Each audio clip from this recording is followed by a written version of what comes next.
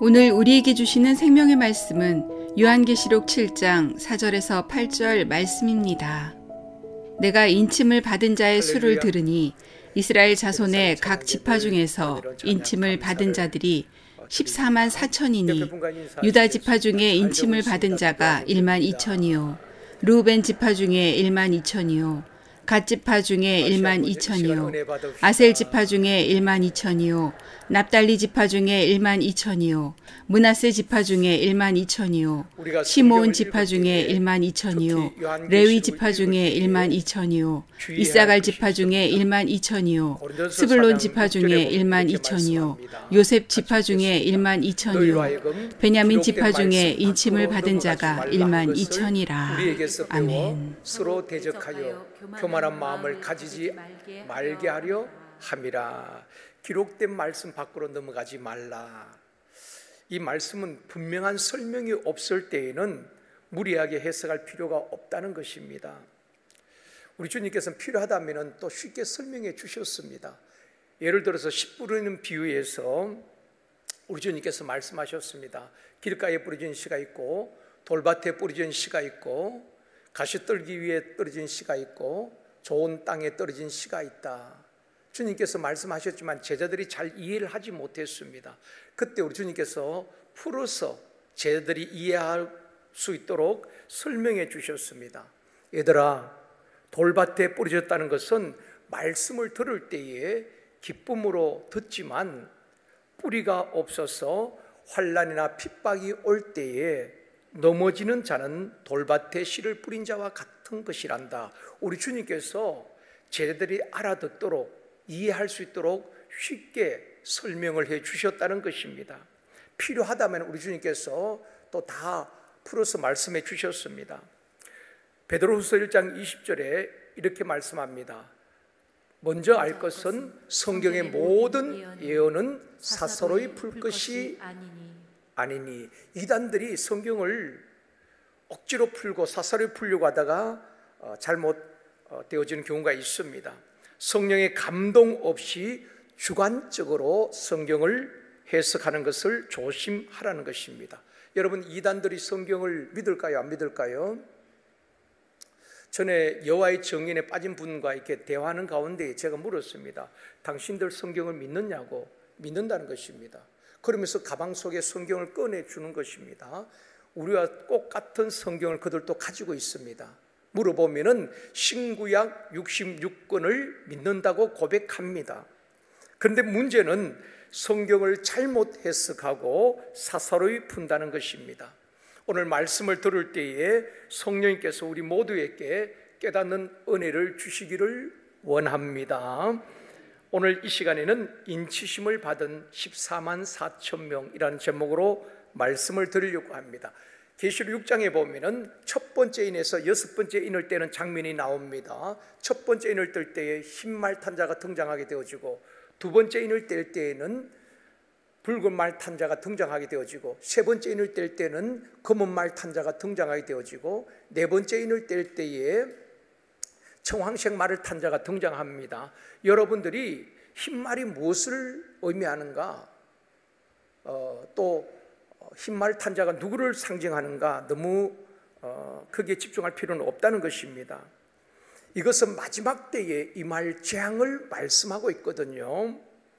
마지막 때는 적그리스도가 나타나서 많은 사람들을 미혹하게 되고, 또 나라와 나라, 민족과 민족 간의 전쟁이 일어나게 되어지고, 기근과 질병으로, 전염병으로 땅의 4분의 1이 죽게 될 것이다.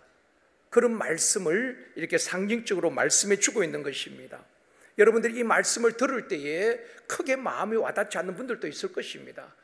그런데 억지로 해석할 필요는 없습니다. 아, 마지막 때는 그런 징조가 있구나, 그런 재앙들이 일어나는구나, 그렇게 이해하시고 넘어가시면 되는 것입니다.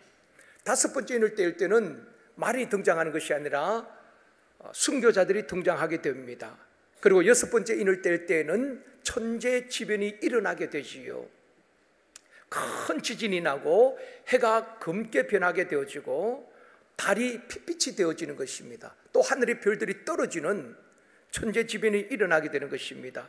그때의 임금들, 왕족들, 장군들, 부한자들, 강한 자들이 즉 세상에서 정치, 경제, 군사적 힘을 가진 통치자나 권세자들이 산과 바위를 향해서 외치는 것입니다. 산아 바위야, 우리 위에 덮어서 어린 양의 진노에서 우리를 가리워라, 그렇게 외치게 된다는 것입니다. 그러면서 누가 능히 하나님의 심판을 피할 수 있겠는가?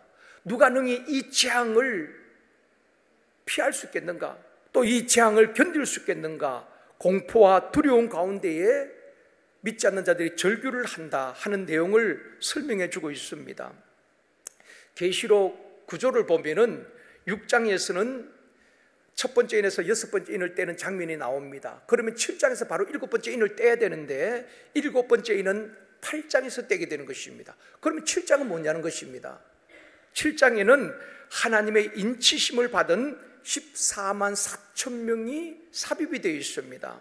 이것은 무엇을 말하는가 하면은 아무리 무서운 심판이 있다 할지라도, 6장에 그런 심판이 있고 아무리 어려운 핍박이 주어진다 할지라도 하나님의 택한 백성, 구원받은 백성들, 하나님의 인치심을 받은 자들은 하나님께서 지키시고 보호하시고 최후 승리 얻게 하신다는 것을 7장에 삽입해서 보여주고 있는 것입니다. 마지막 일곱 번째 재앙이 임하기 전에 또 회개할 기회를 주고 있는 것입니다. 사랑하는 성도 여러분, 지금 믿지 않는 가족들이나 또 직장 동료들로부터 또 주변 사람들로부터 혹 핍박을 당하고 비웃고 조롱을 당한다면 절대로 위축되거나 주눅들지 않기를 원합니다. 홍해 사건을 두고 보면은 애굽 바로 왕과 애국 군사들은 그들에게는 심판의 날이었습니다. 그 홍해 바다에 다 수장되잖아요. 그런가 하면 이스라엘 백성들에게는 똑같은 홍해 사건이지만은 구원의 날이었다는 것입니다.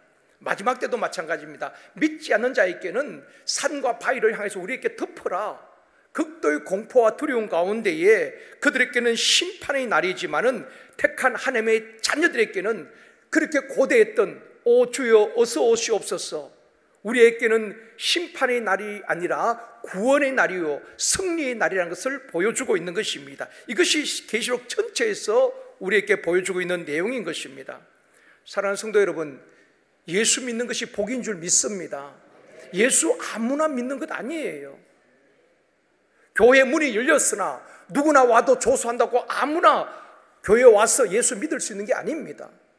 주일날 이 자리에 나와서 예배 드리는 것 아무나 할 수 있는 것 아닙니다. 그래서 예수를 믿는 것이 복인 줄 믿습니다. 미국 39대 대통령이었던 지미 카터 대통령, 제임스에는 별 인기가 없었는데 퇴임 이후에 더 존경받는 대통령이었죠.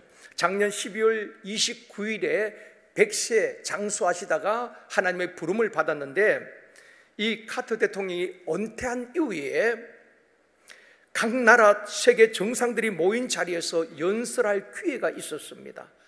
각국의 정상들이 모인 자리에서 이 카터 대통령이 연설을 하게 되었는데 서론에서 이런 말을 합니다. 나는 평생 세 가지 감사할 것이 있습니다. 사람들이 짐작하기에 그 땅콩 밭에서 일하던 그 사람이 미 합중국의 대통령이 되었으니까 그거 감사하겠지, 또 노벨 평화상을 받은 것 감사하겠지, 그렇게 추측을 했지만 그들의 추측은 빗나갔습니다. 세 가지 감사는 무엇인가 하면 첫 번째는 예수 그리스도를 만나서 예수님을 믿게 된 것이 감사합니다. 아무나 예수 믿는 것 아니란 것입니다. 믿고 싶다고 믿어지는 것이 아니란 것입니다. 성령의 역사가 아니면 그 누구도 예수님을 주라고 시인할 수 없다고 말하고 있습니다. 그래서 내가 예수 그리스도를 만나서 예수를 믿게 된 것이 내 평생에 감사합니다. 그리고 두 번째는 나에게 집사의 직분을 주신 것과 교회 학교 교사직을 오래 감당할 수 있도록 하신 것을 감사합니다. 여러분, 직분 아무나 받는 것 아니거든요. 그런 직사의 직분을 주시고 교사의 직분을 주셔서 잘 오랫동안 감당하게 하신 것을 감사합니다. 그리고 세 번째 감사는 목공의 은사를 주셔서 세계를 다니면서 가난한 사람들에게 집을 지어주며 봉사할 수 있도록 하신 하나님께 감사합니다. 단순한 것 같지만 이것을 감사했다는 것입니다. 그것도 세계 각국 정상들 앞에서 예수를 믿게 된 것이 감사하고, 직분을 받은 것이 감사하고, 또 가난한 사람들을 위해서 봉사하고 섬길 수 있는 것이 감사하다. 여러분, 직분 때문에 감사해 보신 적이 있습니까? 대부분 성도들은 직분을 부담스러워합니다. 그리고 그 직분을 못하겠다고 할 때가 참 많이 있습니다. 직분 아무나 받는 것 아닙니다. 바울이 감사했던 것이 무엇입니까? 바울이 감사할 그런 환경이 아니잖아요. 복음 전할 때마다 유대인들이 따라다니면서 바울을 죽이려고 합니다. 얼마나 많은 핍박을 당합니까? 매를 맞고 옥에 갇히고 온몸이 착고에 채워지기도 하고, 환경을 보면 감사할 것이 전혀 없습니다. 그런데 바울이 감사하는 것이 무엇입니까? 디모데전서 1장 12절 말씀 같이 읽겠습니다. 나를 능하게 하신 그리스도 예수 우리 주께 내가 감사함은 나를 충성되이 여겨 내게 직분을 맡기심이니. 직분 때문에 감사하는 거예요.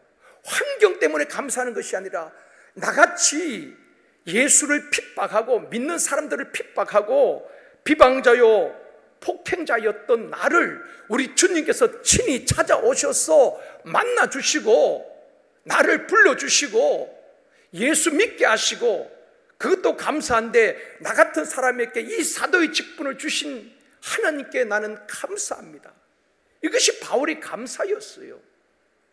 사랑하는 성도 여러분, 이제 3월달 이번 주부터 많은 영적 성장 과정, 또 행복 모임, 경로대학, 화요전도, 수요전도 다 개강이 되어지는데, 우리가 그 하나님 앞에 맡겨주신 그 직분으로 인하여서 지미 카터 대통령처럼 가난한 자들을 위해서 섬기고 도울 수 있는 것이 감사하다고 말했다면, 우리가 복음을 전하는 것이 얼마나 복된 것이고 감사할 일이겠습니까?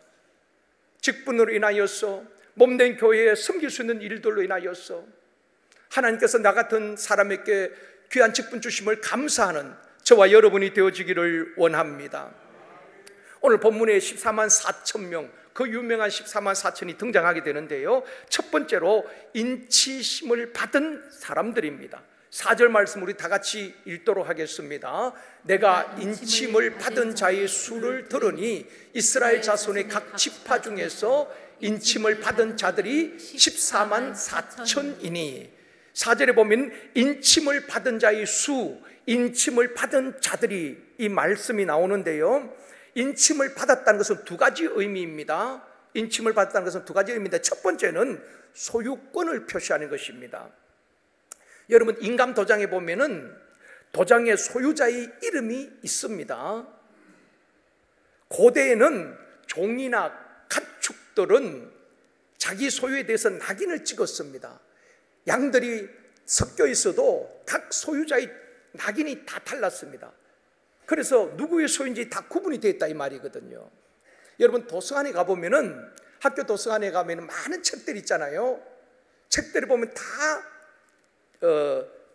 인이 찍혀져 있습니다. 무엇을 말합니까? 이 책은 도서관 소유의 책이란 것입니다. 그래서 우리가 도서관 책은 대출 받을 수 있습니다. 그러나 반드시 그것을 또 반납을 해야 되는 것입니다. 왜냐하면 그 책이 내 소유가 아니고 도서관 소유이기 때문에, 그 인이 찍혀 있기 때문에 반드시 반납을 해야 되는 것입니다. 이처럼 인침을 받았다는 것은 저와 여러분들이 구원받은 하나님의 백성들이 하나님의 소유된 백성이란 의미인 것입니다.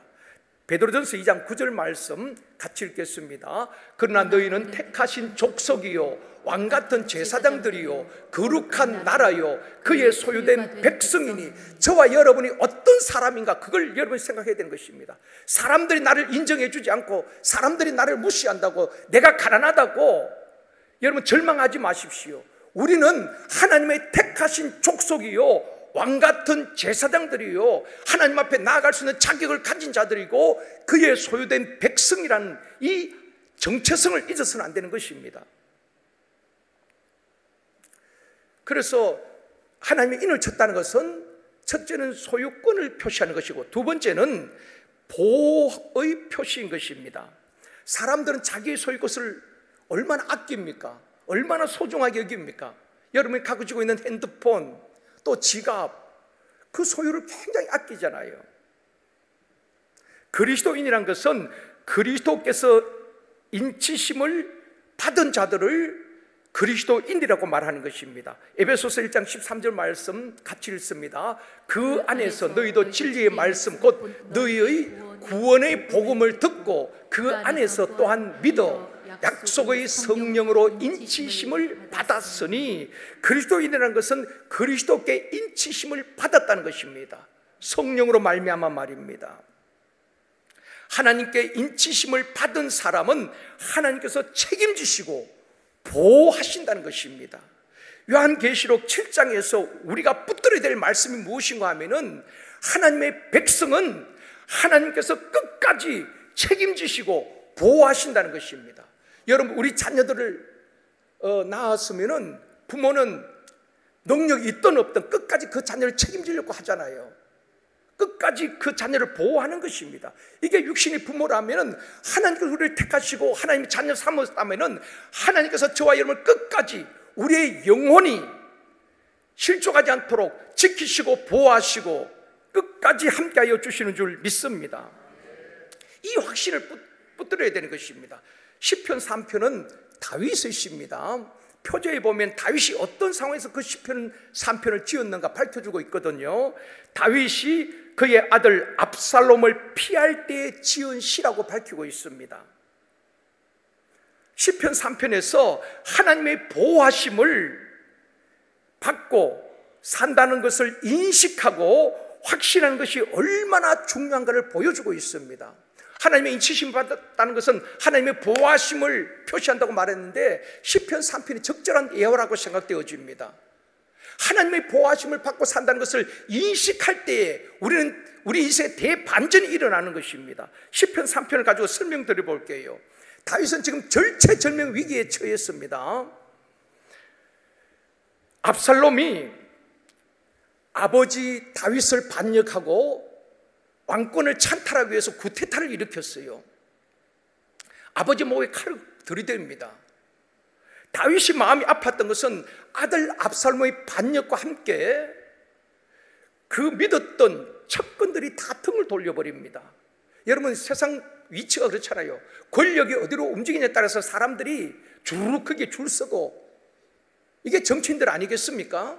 자기의 유익한 것을 따라서 어리도 없는 배신의 시대라고 말할 만큼 그게 정치의 풍토인 것입니다. 다윗 시대도 마찬가지였습니다.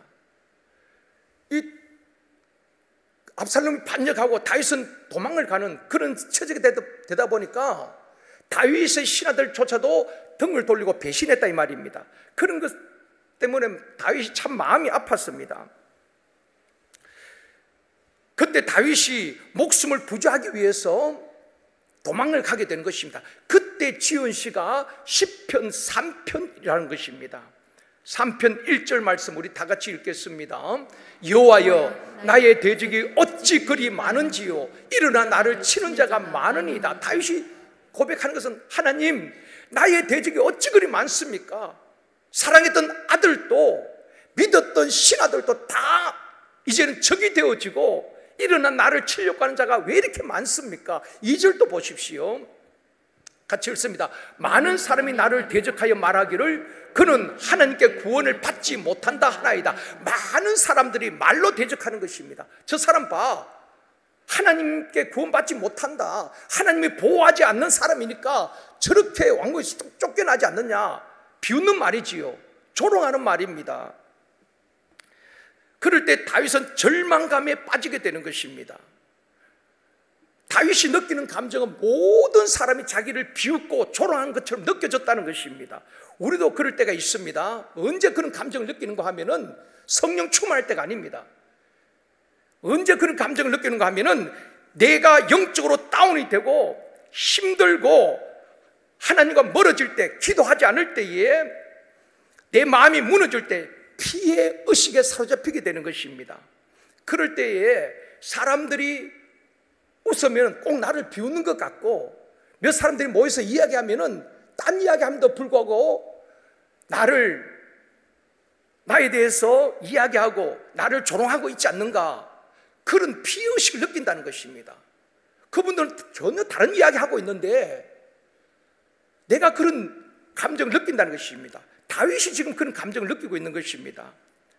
사람이 자존감이 낮아지고 자신감을 잃어버리면 주변 사람이 다 나를 조롱한 것 같고 비웃는 것처럼 느껴진다는 것입니다. 왜 그럴까요? 피해의식 때문에 그런 것입니다. 오늘날 우리 주변에 피해의식에 빠지는 사람이 얼마나 많은지 모릅니다. 나는 불행한데 다른 사람이 행복해 보이거든요. 그러니까 묻지마 살인을 하는 것도 다 피해의식 때문에 그런 것입니다. 다윗이 지금 그런 감정을 느끼고 있는 것입니다. 그런데 6절에 보면 전혀 다른 고백을 하고 있습니다. 6절에 보면은 같이 읽읍시다. 천만인이 나를 애워서 진친다 하여도 나는 두려워하지 아니하리이다. 6절에서 다윗은 대반전이 일어난 것입니다. 다윗에게 무슨 일이 있었기 때문에 이런 반전이 일어났는가? 1절, 2절에 절망감이 있던 다윗이 어떻게 6절에서는 반전이 일어났는가? 천만인이 애워서 나를 진친다 하여도 나는 두려워하지 않는다. 이 자신감이, 이 담대함이 어디서 나오는 것인가? 여러분, 우리의 문제일 수 있다는 것입니다. 1절, 2절처럼 다윗은 절망했습니다. 대적들이 일어나고 사람들이 배신하고, 그래서 모든 사람들이 자기를 비웃는 것 같고 조롱하는 것 같습니다. 저 사람 하나님께 구원받지 못한 사람이라고. 그런 절망감에 있던 그 다윗이 어떻게 해서 그 인생에 대반전이 일어났는가? 시선의 문제라는 것입니다. 1절, 2절에서는 모든 시선을 사람에게 고정하는 것입니다. 그래서 아들 사랑했던 아들도 배신하고 목에 칼을 들이대고 그 믿었던 신복들도 등을 돌리고, 그러니까 그 배신감에 더 절망하는 것입니다. 그래서 뭐라고 고백합니까? 하나님, 나의 대적이 어찌 그리 많습니까? 일어나서 온 천지에 나를 치려고 하는 사람밖에 없고 나를 죽이려고 하는 사람밖에 없고 내 대적들밖에 보이지 않습니다. 그게 1절, 2절입니다. 그래서 절망하고 낙심하고 그랬습니다. 그런데 다윗이 눈을 들어서 사람들께 집중하고 문제와 그 환경에 집중했던 그 눈을 들어서 눈을 들어 주를 보게 되는 것입니다. 하나님이 어떤 분인가를 묵상하고 하나님이 어떤 분인가를 깊이 생각하게 되는 것입니다. 그러면서 3절부터 반전이 일어나는 것입니다. 3절 우리 다 같이 읽겠습니다. 여호와여, 주는 나의 방패시요 나의 영광이시요 나의 머리를 드시는 자신이다. 지금까지는 사람을 보니까 다 나의 대적 같고 정말 사람 때는 실망하고 상처뿐이었는데 눈을 들어 주를 보니까 주님은 우리를 배신하지 아니하시고 그분은 나의 방패가 되신다는 것을 다시 한번 깨닫게 되어지는 것입니다. 그래서 고백합니다. 주는 나의 방패시요 나를 보호하시는 분이시라는 것을 고백하게 되는 것입니다. 4절에도 고백합니다. 같이 읽습니다. 내가 나의 목소리로 여호와께 부르짖으니 그의 성산에서 응답하시는 도다. 내가 부르짖을 때 하나님께서 외면하지 아니하시고 응답하시는 하나님임을 다시 한번 확신하게 되는 것입니다. 그럴 때 여기서 대반전이 일어나는데 그게 5절, 6절 말씀, 이번 주 암송 말씀입니다. 같이 읽겠습니다. 내가 누워 자고 깨었으니 여호와께서 나를 붙드심이로다. 천만인이 나를 애워서 진친다 하여도 나는 두려워하지 아니하리이다. 다윗의 고백이 무엇입니까? 1절에서는 사람을 보고 실망하고 낙심하고 좌절했는데 눈을 들어 주를 보니까 주님은 나의 방패시요 내가 부르짖을 때 응답하시는 분이시고 그 주님이 나를 붙드시고 나를 지키시고 나를 보호하시는 그 하나님을 확신할 때에, 그 감격이 밀려올 때에 그는 고백하는 것입니다. 천만인이 나를 둘러 에워싸 진친다 하여도, 대적들이 천만인이 나를 죽이려고 한다 할지라도 나는 두려워하지 않는다. 눈 하나 까딱하지 않는다는 것입니다.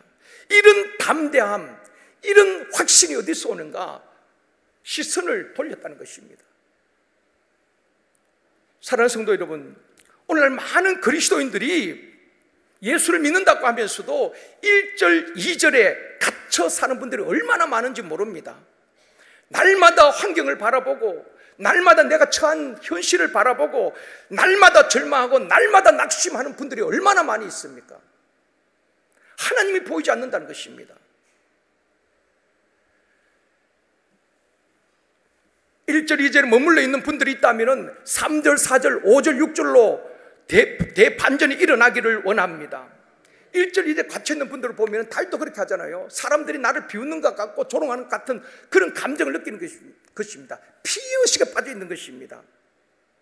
이런 분들은 교회 안에서도 마찬가지입니다. 누가 뭐라고 말하면 섭섭하다고 하고, 남들이 나를 몰라준다고 그렇게 말하고, 오해하고 왜곡하고 잘못 해석하고, 사람들이 나를 무시한다고 스스로 자존감이 낮아서 그런 것입니다.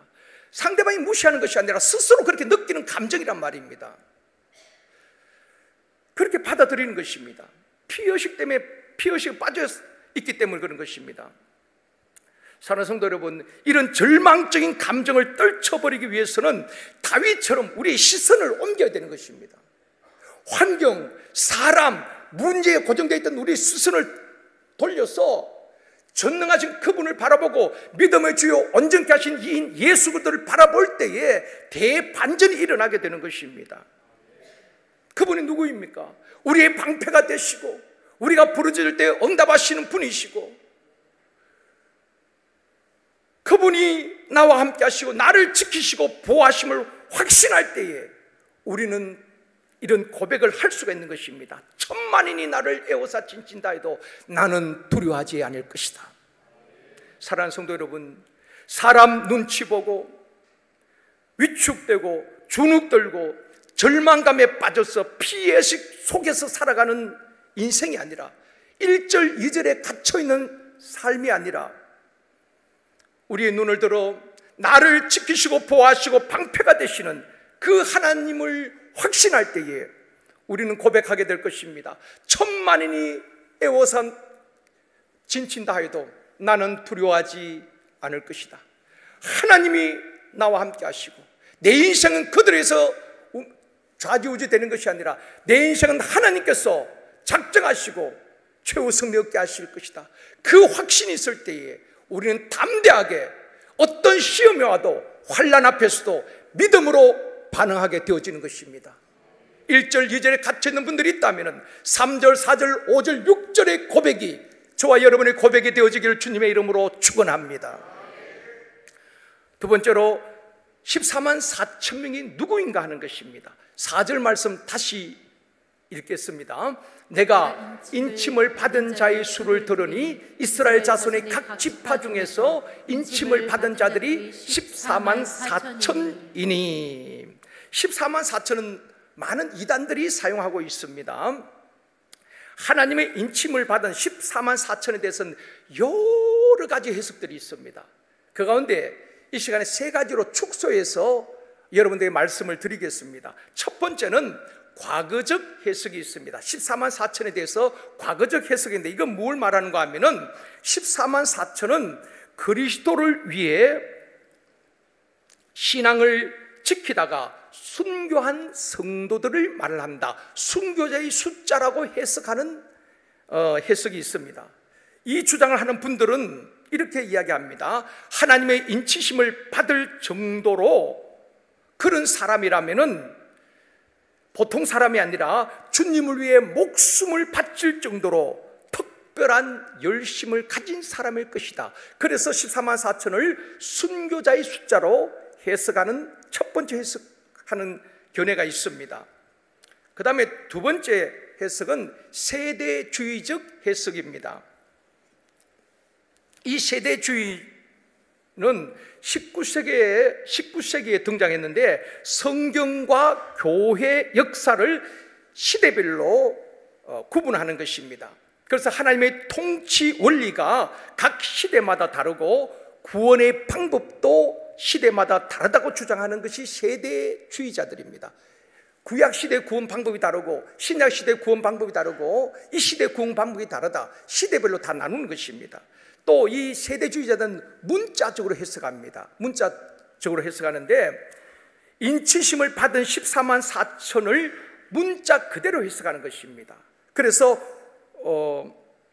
5절에서 8절에 나오는 이스라엘 12지파, 유다 지파부터 쭉 아셀 지파, 시므온 지파 쭉 나오지요. 5절에서 오늘 본문 8절까지 보면은 유다 지파에 12,000명, 시므온 지파에 12,000명, 아셀 지파에 12,000명, 그래서 12지파 12,000명 곱하면은 14만 4천 명이 되는 것입니다. 문자적으로 그대로 해석하는 것입니다. 세대주의적 해석입니다. 그렇다면 이 해석을 따르면은 구원받을 사람은 유대인들밖에 없는 것입니다. 12지파, 야곱의 후손들 12지파 14만 4천 명만 구원받는다는 무리가 따르는 것입니다.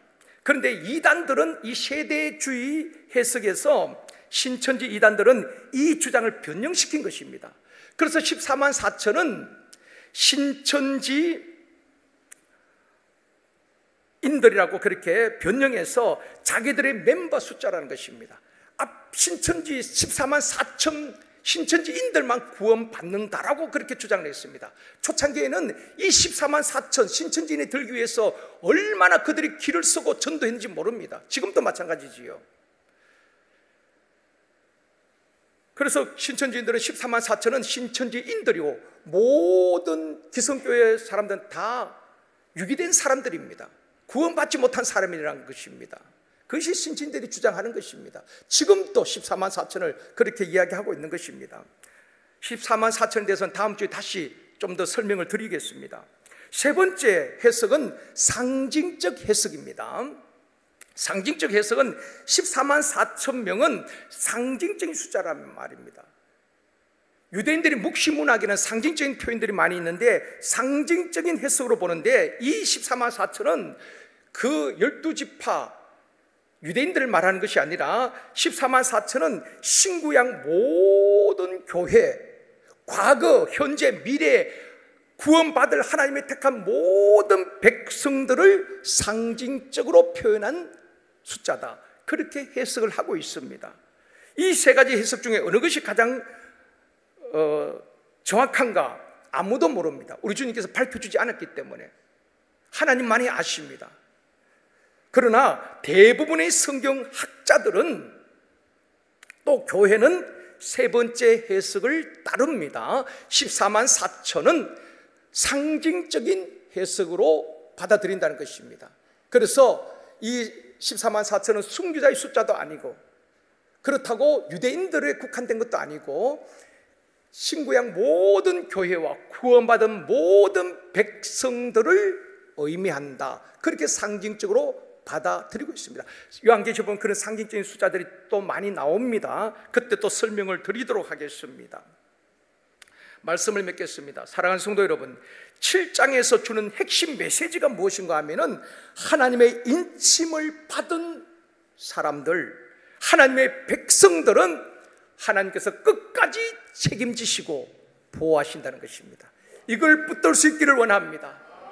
다윗이 1절 2절에서 절망이었지만은 눈을 들어 주를 볼 때에 대반전이 일어난 것입니다. 하나님이 어떤 분이신가 거기에 집중해야 되는 것입니다. 사람들이 뭐라고 말하는가, 사람들이 나를 어떻게 평가하는가, 그것은 진리가 아닙니다. 오직 하나님이 어떤 분이신가, 그분은 나의 방패가 되시고, 그분은 내가 부르짖을 때 응답하시는 분이시고, 그분은 나를 붙드시고 지키시고 보호하시고 최후 승리 얻게 하신다는 것입니다. 그 확신을 가질 때에 우리는 죄 앞에서 당당히 맞서 싸워 이겨낼 수가 있는 것입니다. 시험이 와도 시험을 이겨낼 수 있다는 것입니다. 하나님의 백성은 하나님이 끝까지 책임지신다는 것입니다. 그러므로 우리가 현실을 바라보면 날마다 낙심하고 날마다 절명하고 피의 의식에 사로잡혀서 사람들 웃기만 해도 나를 비웃는 것 아닌가, 몇 사람들 이야기만 해도 내 이야기하고 있지 않는가, 그렇게 반응한다는 것입니다. 피의 의식에서 벗어나야 되는 것입니다. 오직 우리의 시선을 주님께 고정하고 믿음의 주요 온전케 하신 예수 그리스도와 동행하면서 날마다 승리의 삶을 살아가는 저와 여러분이 되어지기를 원합니다. 그 하나님이 어떤 분인 걸 확신할 때 우리는 고백하게 될 것입니다. 1절 2절에서는 나의 대적이 어찌 그리 많습니까? 이러는 나를 치는 자가 참 많이 있습니다. 사람들이 다 나를 배신하고 정말 나는 절망 가운데 있습니다. 그런 고백에서 하나님이 어떤 분인가 확신할 때 우리는 고백하게 될 것입니다. 주께서 나를 붙드시고 계시기 때문에 천만이 나를 에워싸 진친다 해도 나는 두려워하지 아니하리로다. 예수님이 승리하신 것처럼 나도 승리하리라 선포하고 이 험한 세상 가운데서 날마다 승리하는 저와 여러분이 되어지기를 주님의 이름으로 축원합니다.